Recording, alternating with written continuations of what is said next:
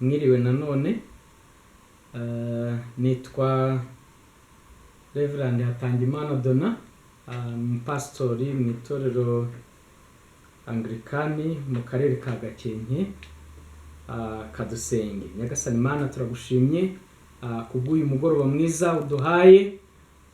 Rero turagusaba ngo ukomeze kubana natwe kandi fungure amatwi y'imitima yacu kugira ngo iri jambo ryawe rihindure buri wese uryumva kandi uryumva aryumvire.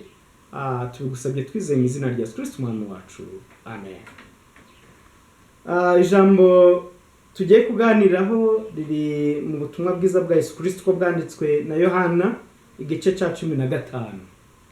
Haranditse ngo ndi umuzabibu w'ukuri kandi data ni nyirawo uwuhingira. Ishami ryose ryo muri jye ritera imbuto arikuraho, iryera imbuto ryose aryanganyaho amahage yaryo ngo rirusheho kwera imbuto. None mumaze kwezwa n'ijambo nababwiye. Mugume muri njye nanjye ngume muri mwe. Nk'uko ishami ritabasha kwera imbuto ubwaryo ritagumye mu muzabibu, niko namwe mutabibasha nimutaguma muri jye. Njye muzabibu namwe muri amashami. Uguma muri jye nanjye nkaguma muri we, uwo ni we wera imbuto nyinshi, kuko ari ntacyo mubasha gukora mutamfite. Umuntu utaguma muri jye ajugunywa hanze nk'ishami ryumye, maze bakayateranya bakayajugunya mu muriro agashya. Nimuguma muri jye amagambo yanjye akaguma muri mwe, musabe icyo mushaka cyose muzagihabwa. Ibyo nibyo byubahisha data, nuko mwera imbuto nyinshi mukaba abigishwa banjye. Intego y'iri jambo iratwereka umumaro wo kuguma muri Yesu. Umumaro wo kuguma muri Yesu. Yesu ni inzira n'ukuri n'ubugingo. Niwe ushobora kudutwara akatugeza ku Mana, akatugeza ku Muremyi wacu. Niyo asiranse, niwe Imana yatanze kugira ngo adutware. Rero Yesu arivuga neza, ngo ni umuzabibu w'ukuri kandi data ni nyirawo uwuhingira. Byari byoroshye cyane gutanga uru rugero rw'umuzabibu bitewe n'aho yari ari, kuko Abisirayeli basobanukiwe neza iki giti bita umuzabibu. Aho iwanyu birashoboka ko iyaba ari bari aba yavuze ikindi giti mukunda mwubaha muzi mwese. Nka mu Gakenke ashobora kuba yaravuze ngo ndi urutoke rwiza, cyangwa akavuga ati ndavoka nziza.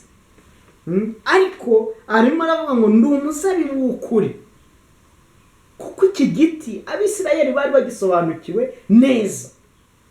Ngo kandi data ni nyirawo uwuhingira. Arerekana ko Imana nayo ifite akazi, ntabwo ari two dukora twenyine. Oya, nayo ifite akazi, nayo irakora, kuko ifite uwo muzabibu. Rero arerekana ko ari uw'Imana kandi nayo ikabiye. Ngo ishami ryose ryo muri jye ritera imbuto arikuraho. Arimo aratwereka isano afitanye natwe. Yarimo yereka Abisirayeli isano afitanye nabo. Ngo iryera imbuto ryose aryanganyaho amahage yaryo ngo rirusheho kwera imbuto. Mu by'ukuri kugira ngo ishami ryera imbuto nuko riba riteye ku giti kinini. Igihe ritari ku giti kinini ntirishobora kwera imbuto.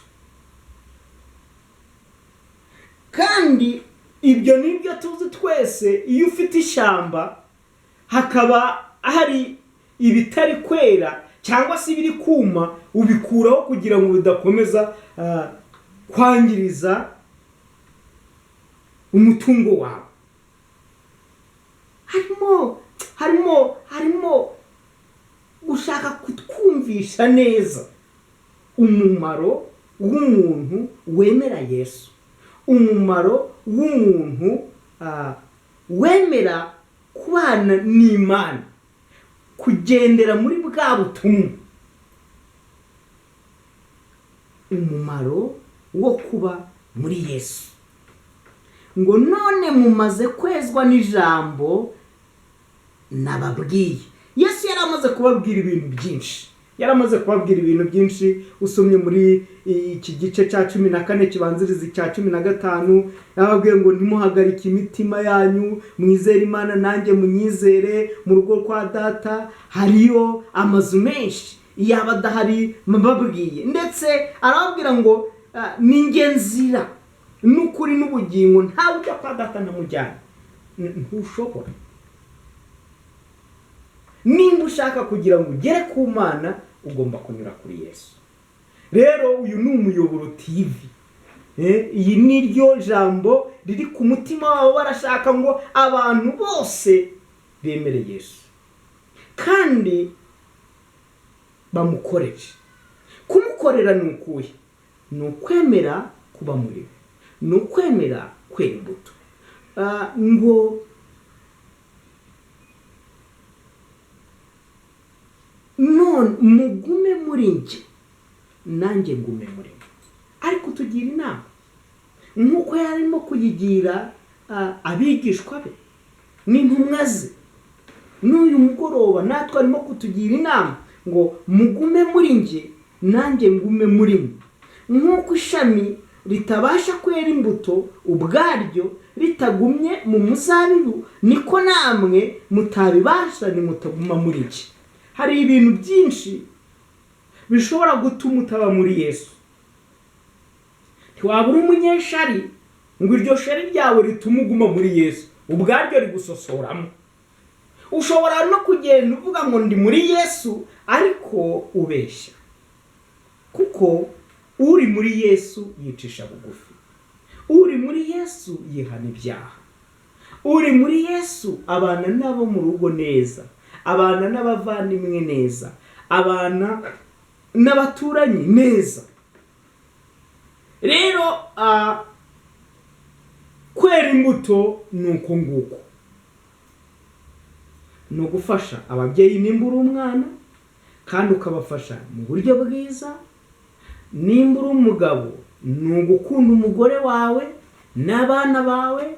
Nimba uri umudamu ni ukubaha umugabo wawe mugafashanya. Nimba uri muri korali ugomba kuyiteza imbere kandi ntuzanemo amakimbirane ngo Satani ari wowe anyuraho nk'uko yanyuze kuri Yuda. Irinde Satani ataba ari wowe anyuzaho pase yo kugira ngo atsinde abana b'Imana. Ngo umurongo wa 5, ninjye muzabibu namwe muri amashami. Uguma muri jye nanjye nkaguma muri we, uwo ndi we wera imbuto nyinshi, kuko ari ntacyo mubasha gukora mutamfite. Bene data, ntacyo twashobora tutari muri Yesu, tudafite Yesu. Ese ufite Yesu? Nibyo witwa umukristo, ndabyemeranya nawe, niko witwa. Ariko ntiryaba ari izina gusa riri inyuma, imbere nta kintu kirimo. Ese niki cyakwereka kuri muri Yesu? Reka dufatanirize kurebera hamwe ikitwemeza cyangwa ikitwereka ko turi muri Yesu nawe akaba ari muri twe. Abagalatiya igice cya 5 umurongo wa 22 haravuga ngo imbuto imbuto z'umwuka, za mbuto tuvuze, za mbuto ngo uri muri Yesu yera imbuto nyinshi. Imbuto z'umwuka ni urukundo. Ese ufite urukundo? Imbuto ya kabiri ni ibyishimo. Ese ufite ibyishimo? Imbuto ya gatatu ni amahoro. Ese ufite amahoro? Imbuto ya kane ni ukwihangana. Abantu babuze kwihangana. Kwihangana kurabuze. Uramukorera ikosa akavuga ati nanjye ndamwishura, ndamwereka ko ngo ntabwo ari ufite umunwa gusa, nanjye ndawufite. Bavandimwe, mwihangane. Ese murihangana? Ngo iya gatanu no kugira neza. Ngizo imbuto. Kugira neza. Ugira neza cyangwa witura abantu bakugiriye nabi, wumva wabitura, wumva rwose wabagirira nabi, cyangwa n'ubundi usanzwe ugira nabi. Nimba ugira nabi rero ntabwo waba uri muri Yesu. Gatandatu ngo n'ingeso nziza. Ugomba kugira ingeso nziza. Abantu bakaba bazi ko uri umunyamahoro, abantu bakaba bazi ko ukiranura abantu, abantu bakaba bazi ko rwose ushobora kubatabara. Ukagira ingeso nziza mu rugo, ukagira ingeso nziza. Ese uri umwana ugatera ishema ababyeyi bawe kubw'ingeso zawe. Ese uri umupapa, abana bakakwishimira, bakisanzura, bakanezererwa kuko ufite ingeso nziza. Ese uri umumama, bakumva kubyarwa nawe ntako bisa. Ariko hariho abatameze batyo, ariko bakanitwa abakirisitu, cyangwa se bakitwa ko ari abana b'Imana, bavuga ko bazajya mu ijuru. Rero biragusaba kugira ngo izi mbuto uzere, izi mbuto zikuranye. Noneho imbuto ya nyuma ariyo ya karindwi ngo no gukiranuka. No gukiranuka. Mwene data, kiranuka. Gukiranuka kubera iki? Hariho abakiranirwa, hariho n'ibidutera gukiranirwa. Satani turi mu isi, turi ku rugamba, araturasa, ariko none ko yakurashe umuti urahari, nta wundi ubutanga ni Yesu. Harabutanga kandi umva, ntabwo ari umuganga wa wundi wa fake, ni umuganga nyawe, kuko yarabyishuriye, yatanze ubuzima bwe, yatanze amaraso ye, ayo niyaduhanaguza. Haleluya, haleluya. Mwene data, naho waba wari waracitse intege muri izi mbuto, ukabura ukwisuzuma ugasanga nta na rumwe, byose byarazambye, kuri uyu mugoroba muri iri jambo Yesu yakongera maze akagusubiza n'imbaraga. Rero ku murongo wa karindwi ngo nimuguma muri nge, amagambo yanjye akaguma muri mwe, musabe icyo mushaka cyose muzagihabwa.